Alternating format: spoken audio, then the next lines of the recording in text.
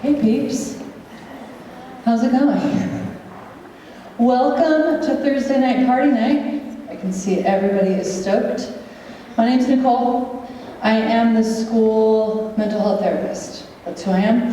And I'm really excited to introduce our presenter. This is Joe Newman over here, who you'll see him all night. Joe Newman is a public speaker, writer, and mental health advocate. He is Director of Business Development and part owner of LifeLaunch Centers, which is an adolescent mental health facility founded in St. George.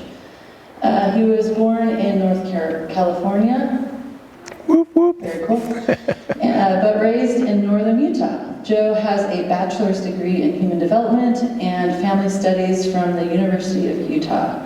He's the father of 8 amazing children. It's great. And he and his wife, Emily, have a passion for creating educational programs to help individuals and families fulfill their potential, learn the tools to succeed in life, and help build stronger families and stronger futures. So let's welcome Joe, and Joe Newman it up. Thank you. You're awesome. I appreciate that. Yeah, I think I'll just use the one on my lapel. So thank you very much, Nicole. Appreciate the opportunity to be here.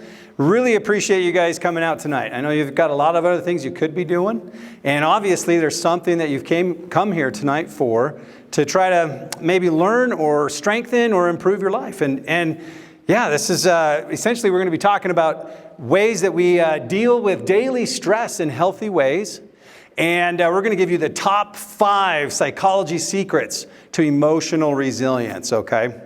So just to start off a little bit about myself, like she said, I'm Joe Newman, and I work with LifeLaunch Centers. It's a mental health facility where we help kids and family overcome anxiety, depression, suicide ideation, trauma, all sorts of really tough stuff every day. And my job there is basically to make stuff. I'm on technology all day long, every day, making websites and videos and training series and podcasts and all sorts of stuff. And I also get the opportunity to come and do some public speaking like this, which I love, whether it's in a large format or in a close setting with a group of students in a health class.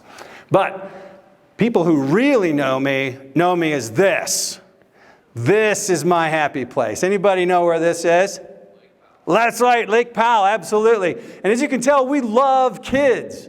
Go ahead and count them up. Now this is actually an old picture. There's 7 kids in that picture. We actually added to our crew just recently. Here's the latest member of our crew. We get them out there pretty early, and they love it, right? And actually, we are crazy enough that we're actually working on number 9 now. Is that nuts?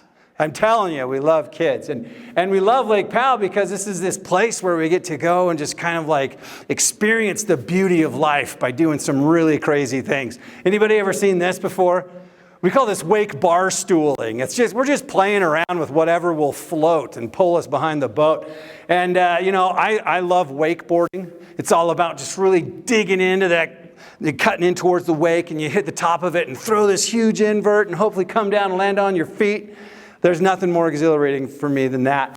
But we get to build slides off the edges of cliffs, and we get to ride around on a flyboard, and we just use this as an opportunity for us to kind of push our limits and just really see kind of what we're made of, and it's a really beautiful place. Life is beautiful. I do actually have one claim to fame I want to share with you, if you don't mind. It's just a couple of minutes, but maybe you guys have seen this. Big Joe, if a wedding took place in the deli, name something the guests might throw and say, yeah, come on, boy, come on, give me something else that ain't up there. Come on, give me something.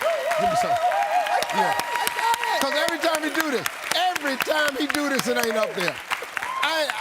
Come on, man, let's see if the wedding took place in the deli, name something the guests might throw instead of rice. Lettuce! You know something? Joe, you got a shot. Now, if it's up there, can you do that toe thing? You bet. I'm all over it. Okay. Let us.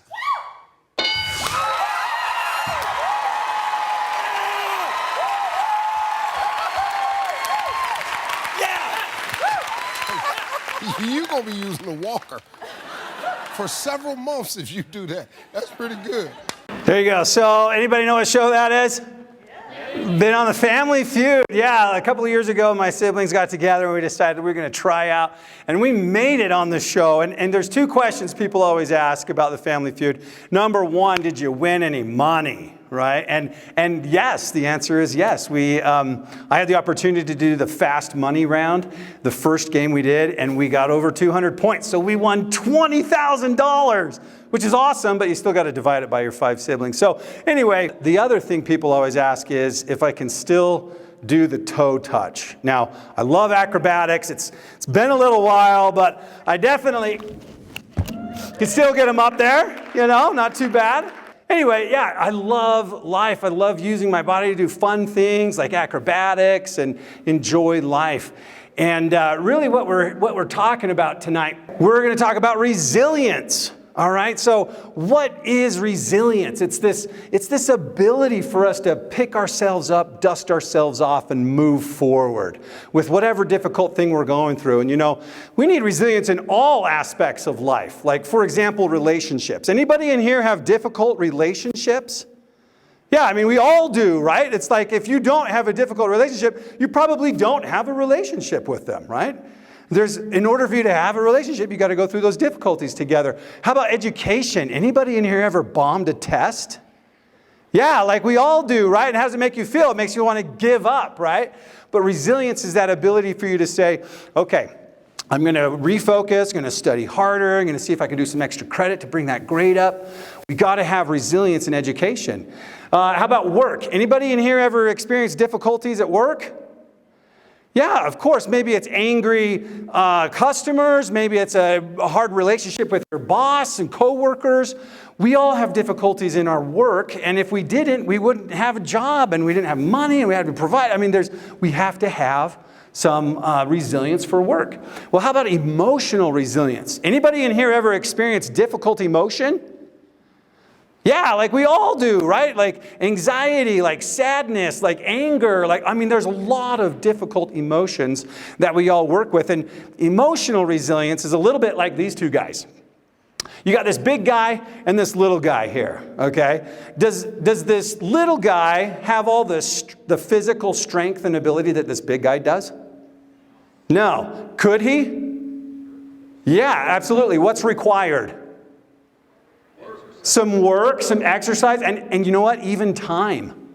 And just like our physical abilities, when we're born in this world, we're not born with all the emotional strength we'll need as an adult. And so for us to build our emotional resilience is much like how we build our physical strength. And we're going to talk a little bit about that. But I want to introduce you to the whole crux of the curriculum we're talking about tonight and how to build emotional resilience. And this is a little 5-minute introduction from one of my training courses, which will give us the overview. And then we're going to talk about a few of the steps individually afterwards, okay?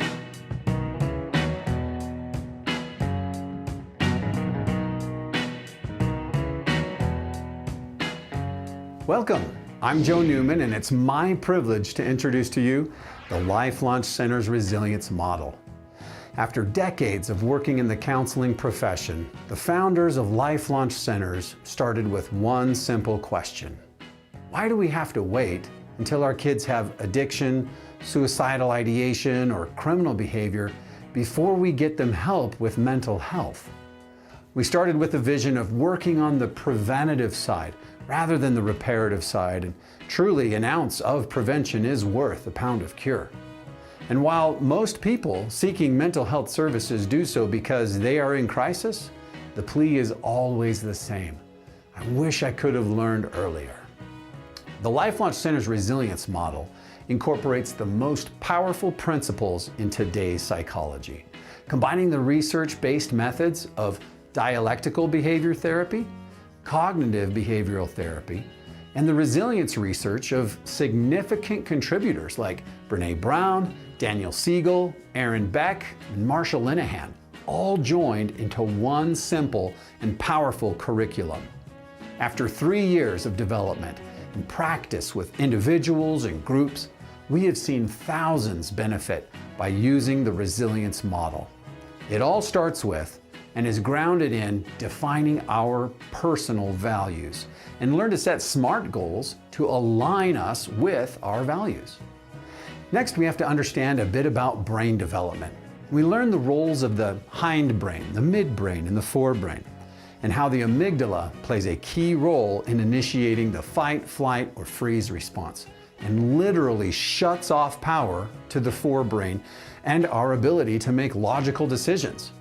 We explore triggering events and how our personal experiences play into that. What it looks like for us individually when our amygdala shuts off our logic center and our emotions take over. We call that becoming emotionally hijacked.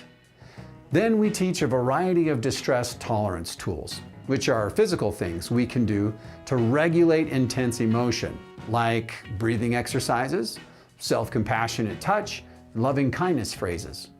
And then explore which tools work best for ourselves.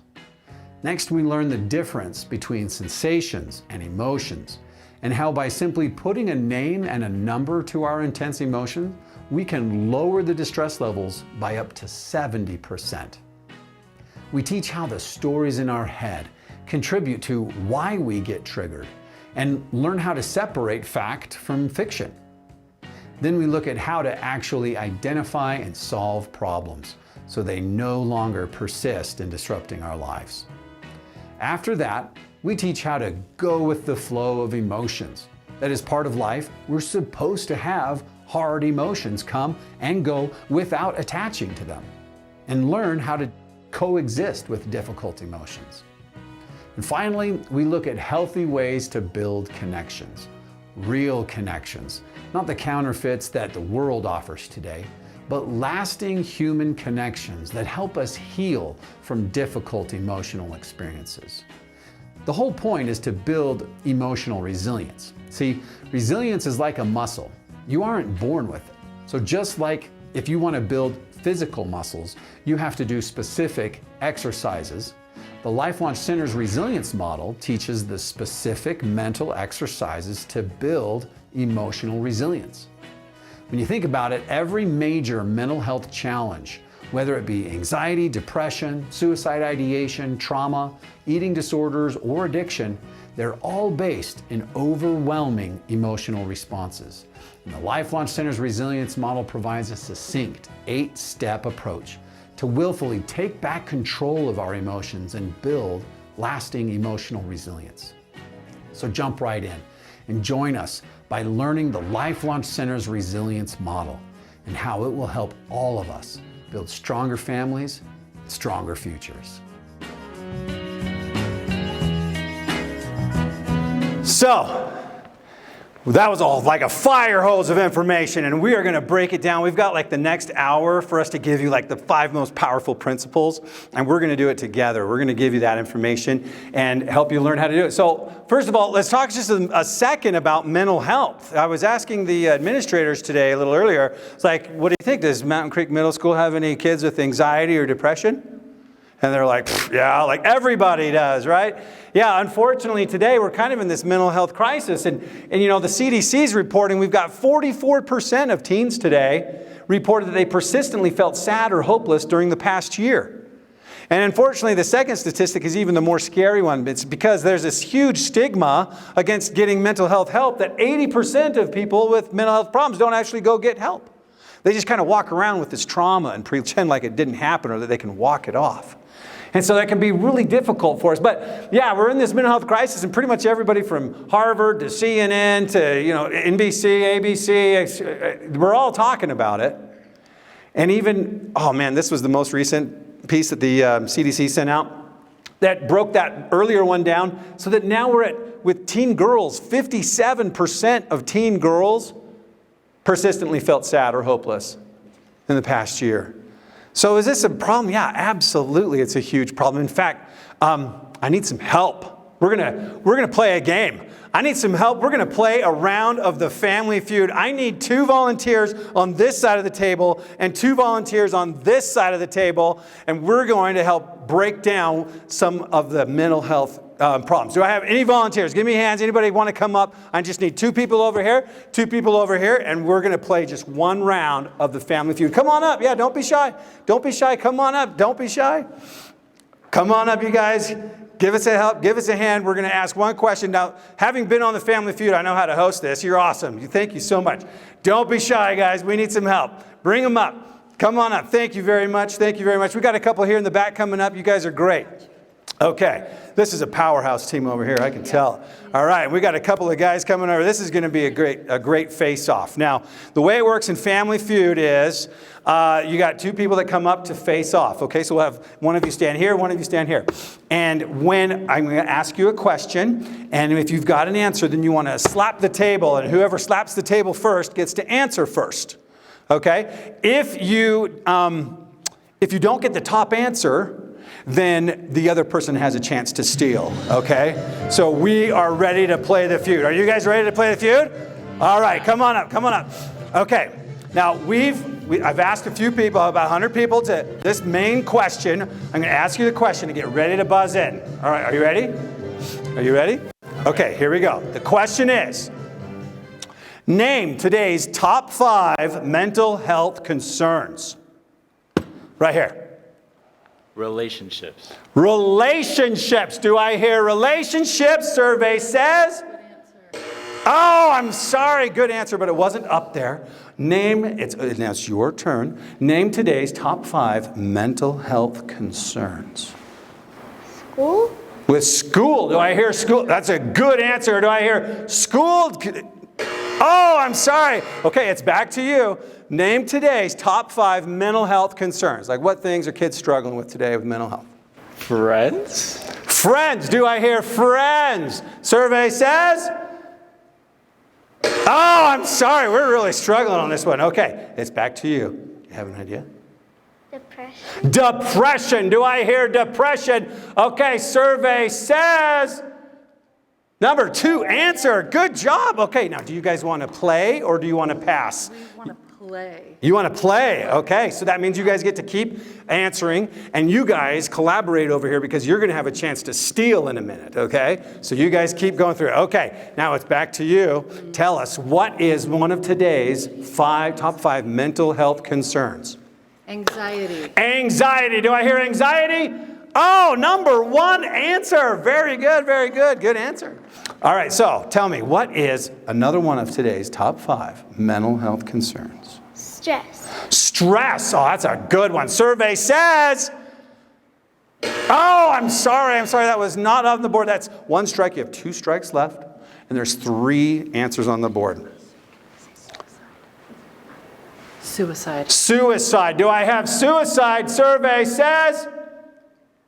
Nope, that was the wrong one. Sorry, it's this one. Suicide. Okay, well, we gave you the other answer too. We were going to say addiction. We're going to say addiction. Okay, so it's back to you. We've got 1 answer on the board left and 2 strikes still available. So 1 answer more. Name the last top 5 mental health concern. You got it. You got an answer. 3, 2, 1. Oh, there it is, a strike. Okay, we got 1 last strike. Anything coming to mind? You got 1 more opportunity, 1 last idea, top 5 mental health concerns. This is tough. Yeah. I'm telling you, this is why not everybody makes it on the Family Feud. You freeze up when you're on stage. I feel your pain. Okay, nothing? You got nothing? Okay. All right, now this is your opportunity, guys. You have the opportunity to steal. There's 1 answer on the board. If you get the right answer, it's yours. If you don't, they win. Okay, so name today's top 5 mental health concerns. Loneliness. Loneliness. Good answer. What survey says? Loneliness? Oh, I'm sorry. Congratulations, you guys win. The 5th answer is body image issues. Very good. Thank you very much for playing. Hey, grab some stuff here on your way out. We've got stickers, anxiety sucks stickers, and I control my anxiety, bracelets and balloons. You guys are great. Thank you very much for playing today. You're awesome. Okay, very good. So, okay. There's a lot of mental health concerns out there today. And really, we're talking about how do we deal with these stresses? And what are these top 5 psychology secrets? And again, we're going to talk about these principles from the LifeLaunch Center's resilience model. The first one we're going to talk about is recognizing what emotional hijacking looks like. What it is and what it looks like. Number 2 is to find your favorite distress tolerance tool. Number 3 is name it to tame it. Number 4 is talk out the story in your head. And number 5 is building connections. Okay? We're going to break each one of those down. First, emotional hijacking. Now, in that introduction video, I kind of talked about how when you experience a triggering event, maybe it's you bomb a test, or maybe somebody was unkind to you at school, all of a sudden, our body goes into fight, flight, or freeze. And we become emotionally hijacked. What happens is that forebrain, the part of our brain that does all the logical thinking, we can actually see through brain scan technology that the forebrain goes dark with no more electrical synapse. And all the electrical synapse happens around that emotional midbrain. And that's why when we experience like a triggering event, sometimes we make decisions or do things out of emotion that kind of require a lot of cleanup work later. You know, like apologies, or like maybe we threw something across the room. We all do things that out of emotion that we have to clean up later. And so emotional hijacking is when the amygdala senses a threat in your environment. It shuts off power to the logical forebrain, and it initiates the fight, flight, or freeze response. And learning to be able to sense when you're emotionally hijacked is crucial to your resilience. You have to be aware of what's happening before you can get to choose, right? So when it comes to emotional hijacking, ask yourself, do you tend to fight? Do you tend to flight? Or do you tend to freeze? Now, I was a wrestler in high school. I love combat. I love fighting. It's a bad thing because when I get hijacked, I go straight to fighting. It's like I'm ready to take on the world. And my wife, though, she tends to freeze. And so when sometimes I get hijacked and I'm ready to start, brawling and yelling and all this stuff, she gets hijacked. And that we call that being hijacked squared. When hijacked squared happens, ain't nobody going anywhere. It looks like me trying to break a hole through the Great Wall of China.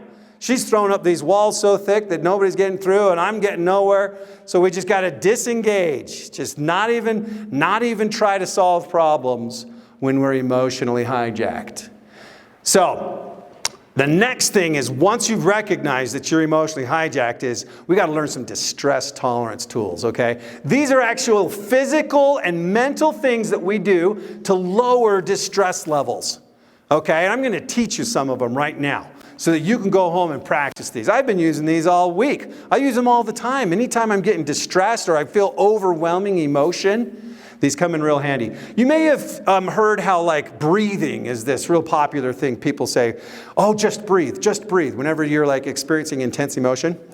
Well, that does work, but there's a little bit more to it. Paced breathing is one of my very favorites, okay? This is how it works. You breathe in for the count of 4, your heart rate naturally goes up. When you breathe out for the count of 6, your heart rate naturally goes down. And as long as your overall output is greater than your input, then your heart rate will regulate, your mood will regulate, and all this will help you become more emotionally stable. I use this in sports. I use this when I'm getting ready for a presentation. I use this especially when my kids are coming home late for curfew. I use this a lot of times whenever there's, and I know that I'm getting triggered or that I need to turn down the emotion, I'll use paced breathing. Belly breathing, this was another really helpful one today, or for me this week. I had some pretty stressful emotional things happen in family crisis, and I was so stressed where my stomach was hurting, like it was manifesting physically, and I could feel. They call it diaphragmatic breathing or also belly breathing. And sometimes when we breathe, it's mostly from our chest and short breaths. But when you breathe out with your belly, you breathe in with pushing your belly out first. Let your belly come out and then exhale and your belly comes in. Research shows that also brings that heart rate down. because you're becoming more self-aware of your breath and how your body's doing. So those are beautiful, specific breathing exercises, okay? I use this sometimes when I'm preparing for a timed test, right? I hate timed tests. And because I get triggered. And I know that I can't think straight. So I'll intentionally give myself just a couple of minutes and do some paced breathing. Okay? Here's another one. Loving kindness phrases. This is a fun one. It sounds like wedding toasts a little bit.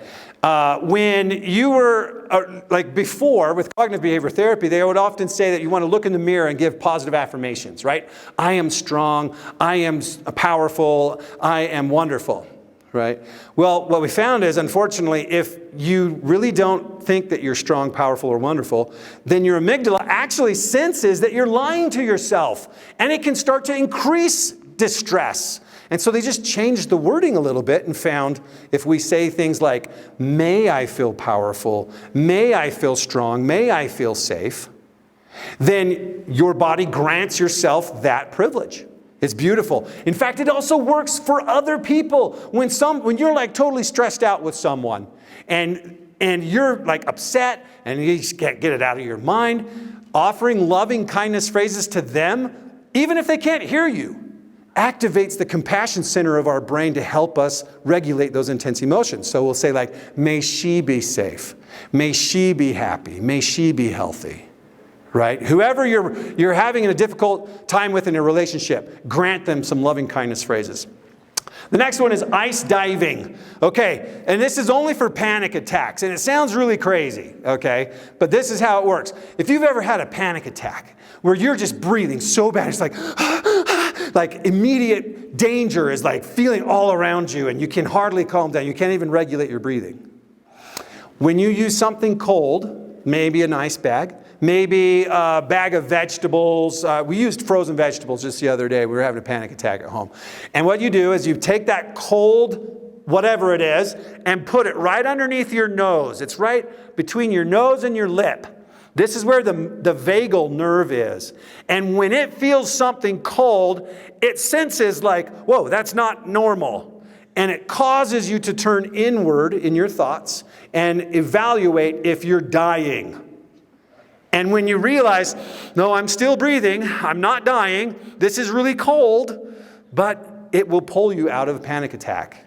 Now, it's not the end all. It's not like it fixes everything. That's usually what you just use to pull you out of a panic attack. Now, I also have to preface that if in case you have any heart problems, don't do this. The shock to your system can be problematic, but it is very, very effective, particularly with panic attacks. Now, I know there's a lot of these I'm going through. I've got about a few more I want to share with you. But just in case you want to remember them, there's an app, Emotional Resilience app that you can download. You don't have to download it. It's just a web app. But it will give you all of the training and all the information on these distress tolerance tools. You're free to scan that and use that later, okay?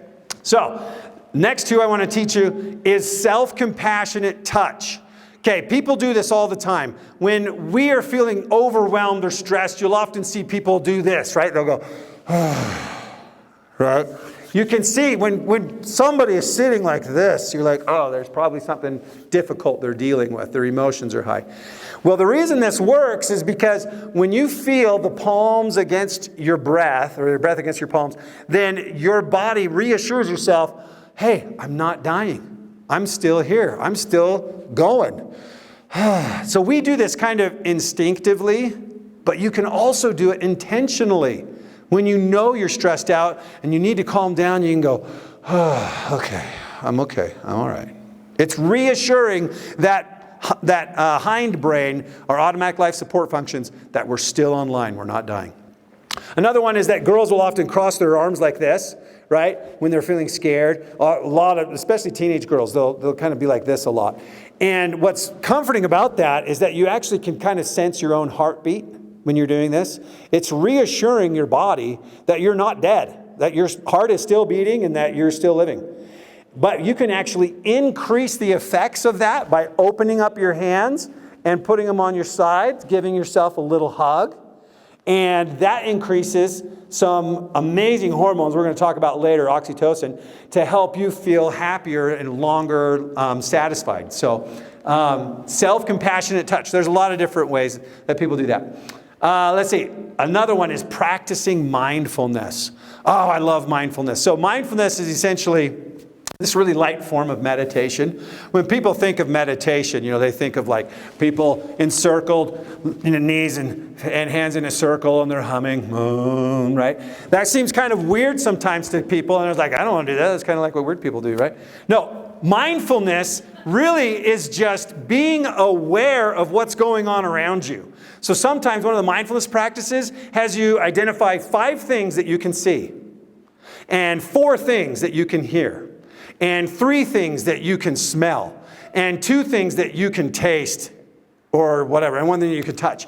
So paying attention to your senses is a form of mindfulness. Another one is like a body scan, where you turn your attention to different parts of your body, like your neck and your head, and then all the way down to your toes and your legs, and what feelings and sensations do you feel there. It's kind of interesting how we have to teach this now. I grew up in an era where we had, Nintendo and all these things, but unfortunately, we've taken our distractions, our technology, and put it right in our pockets, so that now most of us, if there's even 5 seconds where we're not doing something, this thing comes out, not paying attention to what's going on around us or inside of us. And so now we're having to recalibrate and teach ourselves that by looking inward and also paying attention to our surroundings, we'll calm down that amygdala and reassure us that we're actually not dying. In fact, we're doing pretty well. So that's an important one, to practice mindfulness, okay? So there's some distress tolerance tools. There's a whole bunch more. There's like 400 of these. And we teach about 100 of them, but man, there's about 40 of them. But there's a lot that you can learn. Feel free to use that app to help out. Okay, the next one is called Name It to Tame It, or being aware of sensations and emotions, okay? So this is where you put a name to the emotion. And this seems like this would be really easy, but when we're feeling an emotion and we're communicating with somebody specifically over this thing, when we do that, what do? We use one of these, right? Well, let me ask you this. What name of an emotion goes with this emoji? Wait a second, I heard like a whole bunch of different answers. There was like worried, sadness, surprised. I don't know, man. There's like a bunch of different ones we could associate with this emoji. And so when we use these emojis, instead of communicating the word that we're feeling to be specific, we don't even really know, and the other person doesn't know what we're feeling. And so what we do is we learn emotions by name. This is a file memory recall. So you actually have to like pull a name out of your memory to help you define which emotion you're experiencing. And when you do that, it decreases the intensity of it dramatically. So, and the way this wheel works is the outside emotions are kind of like your most basic emotions. But then as you move towards the center, they're more complex, right? So you got like angry, right? On the inside of that, you've got annoyed, and on the inside of that is jealous. Like jealousy is a pretty complex emotion, but it's kind of in that category of angry. And the more that we become aware of what emotions we're experiencing and can pinpoint them, the more control we have over our emotions. So, also part of naming the emotion is then putting a number to that emotion. How much are you experiencing that emotion? 0 to 100. So just last night, it was like we were experiencing some really difficult things, and we had to go through some of these tools, and it was like, how angry are you? My wife was able to say, I'm angry. And I was like, okay, how angry are you? And thankfully, you guys, by the way, it doesn't work to teach this in the heat of the moment, right? You can't like say this to somebody if they've never heard this before. They're just going to get more angry at you. But because we've learned these things together in the moment, I can say, how angry are you? And she's like, I'm angry like to 100. And I was like, okay, that's really angry. So we know that when you're that angry, there comes a point where you lose your skills or your ability to control your decision making. And it's different for every person, so we haven't kind of defined, like, is that 60? Is that 70? Is that 30? It depends which emotion and how your ability is to manage that emotion. But when you can identify that and say, hey, I know when I am at least 70 angry, I'm probably going to do stuff that I have to apologize for later. So we don't want to do anything if I'm above a 70, right? That's really crucial that we know where those skills cutoffs are, because labeling an emotion and putting a number to it shows that it will decrease the intensity of that emotion by up to 70%. So you can just say it out loud. You don't have to say it to anybody. You can say it to yourself. Like, I am angry. Man, I'm angry to like a 70. Or I'm scared. I'm scared to like an 85. Just by saying it out loud, it will decrease that intensity dramatically. So it's important that we check the intensity of those emotions regularly. Okay? The next one is to talk out the stories in my head. Now, this is a concept that when there's a problem going on, we've experienced a trigger, it's almost human nature for us to put a doomsday story in your head that's making you, that's making a problem for you. Okay, so if there's a situation like you failed a test, right? You failed the test, and now you're hijacked, and you're feeling scared. And why are you scared? What's the story in your head?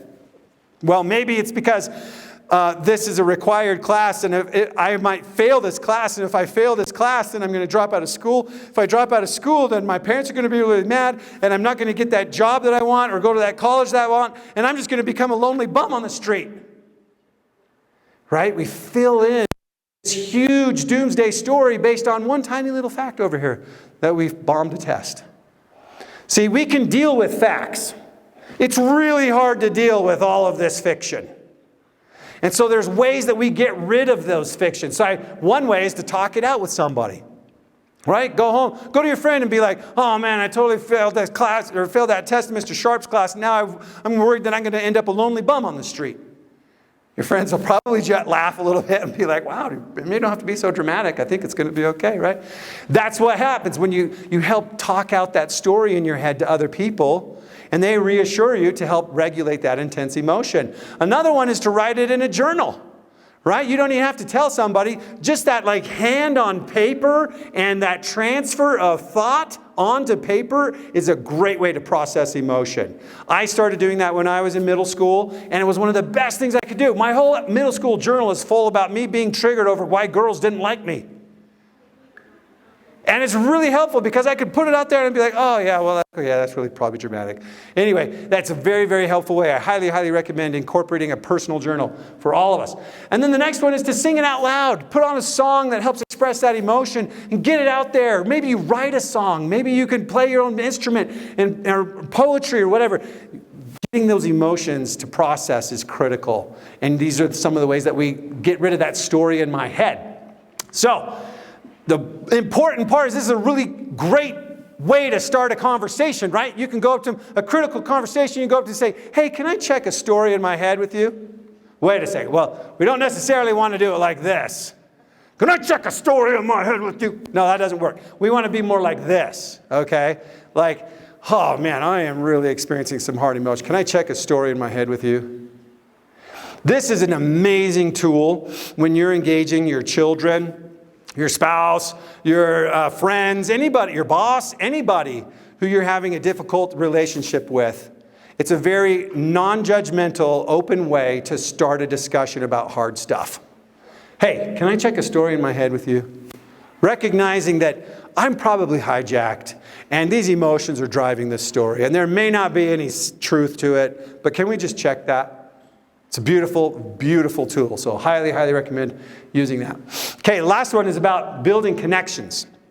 And this is the one how we really heal from difficult emotional experiences. And it's important because we're not trying to avoid difficult emotional experiences. That's going to happen as part of life. But what we need is how to process it and heal from it afterwards so we actually become stronger or more resilient. So we often say that we trade resilience for convenience. Very, very often it's really easy to just kind of numb those hard feelings by putting a screen in front of us. And we're all guilty of it. But it's important that we understand what's happening in our body when we do this. Because When we're aware, we get to be able to make a choice in how we can be more healthy, what kind of more healthy behaviors we can choose. Because the thing is, we're all looking for connection. Everybody's looking for connection. And our bodies crave this awesome hormone called oxytocin that helps us feel connected. It's created in the brain, and it's this long-term happy hormone when you have healthy physical contact with other human beings. Eye to eye, face to face, arm in arm. You get to create oxytocin. In fact, this becomes so important that they changed hospital procedures so that when a baby is born, that baby goes skin to skin with mom as fast as possible to start all kinds of connection and attachment, and it helps both mom and baby feel satisfied. It's beautiful. We need a whole lot more oxytocin in our life. Because just like our good friend Colin Karchner, who used to come in and educate about this, unfortunately we lost him just a few years ago, but he actually brought forth the research that shows that we need approximately 64 seconds of healthy human physical contact every day. That's like the recommended daily amount of oxytocin, right? And he would break that down into 8 hugs for 8 seconds, which is awesome. Have you ever given your kids an 8-second hug? Oh, it's beautiful. When you first hold on, it's kind of weird at first, and then you just hold on to each other, and you start wiggling a little bit. And it's kind of weird with my teenage sons, you know. They're like, it honestly turns into kind of a wrestling match, and we're like brawling around on the ground a little bit, but it's still healthy, physical, human touch, and they're creating oxytocin. So we've got to do things to help increase the oxytocin in our kids' lives, because when we interact with humans through a screen, we can actually measure that our body doesn't create any oxytocin. It doesn't matter if it's FaceTime or text or whatever. But when we interact with humans through screen, your body produces dopamine, which is this highly addictive short-term reward hormone. And that's really actually kind of how they trap us. Because we're going to talk a little bit about technology and how do we use it as a tool versus a trap. Okay? And really what we're talking about is, are we going to use it in constructive or destructive ways? And I like to illustrate this with this household hammer. Right? There's nothing inherently evil about this hammer. In fact, it's very constructive. I can build an entire house with this hammer. But, I also happen to have a 5-year-old son. And if I were to go to my 5-year-old son and say, hey, son, I got this really cool tool. It's called a hammer, and I want to give it to you. And, oh, wait, there's a few rules that come along with this, though, okay? No hitting the dog or your siblings or glass or the walls or furniture or really anything except for this nail when I tell you to. We can build a house together, right? In your experience, how long is it going to take for that 5-year-old to start using a very constructive tool for very destructive purposes? Yeah, maybe 30 seconds. Maybe 30 seconds. That seems to be the general consensus. And there's nothing inherently evil about this tool. It's just that it has so much power to that young developing mind who doesn't understand how to wield it safely. But there's some things that we can do to help teach that. Because what we're doing is talking about creation versus consumption. When we use technology for creative purposes, like building websites, making photos, videos, music, there's a whole bunch of creative things you can do with your technology that you'll see that your brain is actually very stimulated. Both hemispheres, front and back, it's a very neurologically stimulating activity. When we use it to consume, like the endless scroll on Instagram or TikTok, pretty much every platform has instigated the endless scroll because they know every time you scroll, you get a hit of that dopamine, that short-term reward addictive hormone. More dopamine, more dopamine. Even texting, right? Texting is the same thing. That's why they have those 3 dots that like help you anticipate when the next text is coming, and they make you sit there and you're like, oh my gosh, I can't remember. I'm gonna put my phone down. Okay, well, have they texted me back? They left me unread. That is so rude, right?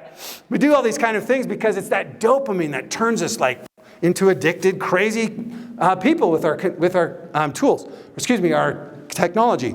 Now, unfortunately, the tools that they're building out there, some of the tools are actually designed as traps, right? This is a tool, but it has a very specific function, and that is to ensnare small critters and maintain their attention. right? In somewhat unhealthy ways. And that's exactly what the creators of these platforms have done. They've recognized what kind of bait to put on there to keep our attention, and it's dopamine. So there's actually, when I do this presentation with schools, I often have an anonymous activity, participation activity, where I ask, oftentimes in a 10th grade health class, okay? And I'll ask them to take out their favorite utensil and answer this one question for me. One thing my parents don't know about social media is... And here's the results, okay? There's about 500 cards here. I've gone ahead and separated them into 3 different stacks. The first stack, down here lowest, is the stack of kids who said, I don't have social media, or my parents don't let me have a phone. It constitutes about 6% of the population. Okay, there's about 500 cards here. The second stack there says, some things are not as bad as you think. Right? This is like, social media is good for me. Like, I like social media. It's good. The big stack in the back is the overwhelming amount of responses about the traps that they're experiencing right now. Let's read some of them.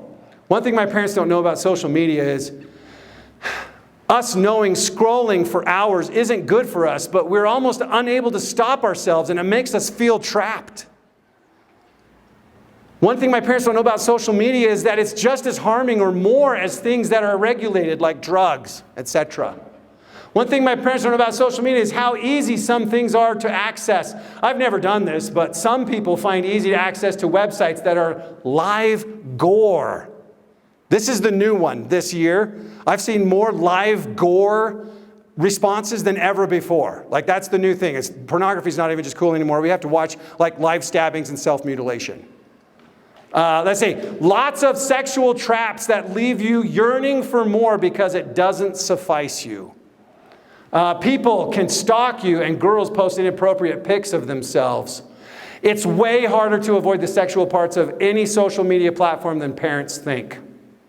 One thing my parents don't know about social media is that Snapchat is bad for me, and I receive nudes. 84% of high school students actively participate in sending or receiving nudes. 84%, it's astonishing. Also, the amount of kids who will talk to predators even when it's known they are predators. I was almost groomed when I was 11, but was too young to understand. But my friend was 15 at the time and was groomed by the same lady. One thing my parents don't know about social media is that some people would have fun just by telling a kid to kill himself behind a screen or cyberbullying. Another thing is that some kids are selling drugs online while no parents are knowing. It's caused my body dysmorphia and my social anxiety. I hate my body. That they are the ones that are addicted as well as us. They don't think so, but it's true. Yeah, we're not hiding anything from these kids, right? One thing my parents don't know about social media is anyone can have access to it. Literally anyone, from drug dealers to pedophiles and criminals, etc. Also, so much easier to access dealers for just about anything. Personally have used it for LSD, Molly, Addy, Xan, weed, etc. He's a 15-year-old kid. They think I need it to live, and I'm addicted to it. Even though the only reason I won't delete the apps is because I don't want to lose my drafts snap streaks. I am only on my phone is when I'm home or bored. I hate phones. Oh man, can you feel the traps that they're experiencing? That's really, really hard what we're going through today. So what are some of those traps? Screen addiction, compulsive texting, sending nudes, pornography and predators, anxiety, depression, body image issues, bullying, suicide. Whew, fear of missing out is a big thing with phones. But man, if you had to miss out on some stuff, I'd hope my kids would miss out on some of this stuff, right? So screens, you guys, are the counterfeit to connection. They promise connection, but really what they deliver is addiction, isolation, loneliness, anxiety, depression, all sorts of these difficult things. Because, you guys, when it comes down to it, we need a whole lot more oxytocin and a whole lot less of dopamine.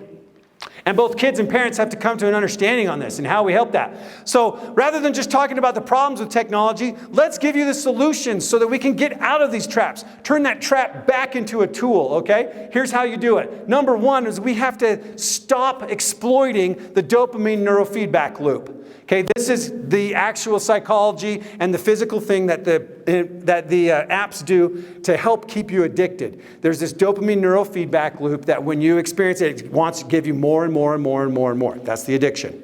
So how do you turn off that dopamine neurofeedback loop? Number one way, turn off notifications.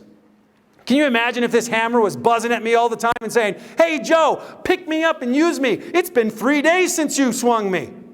I would say, you know what, hammer, shut up. I'm going to use you when I want to use you. You just stay on that shelf until I need you.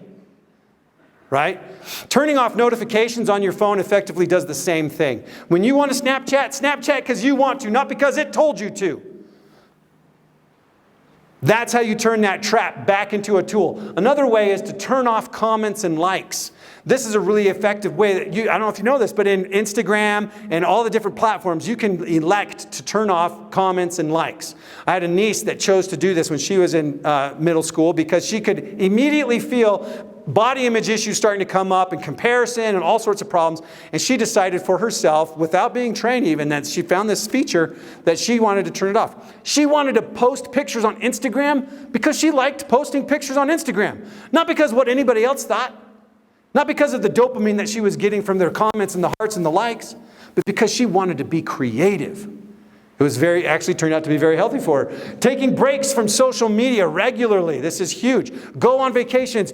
Invite opportunities where you're unconnected. Get in touch with your surroundings and your relationships.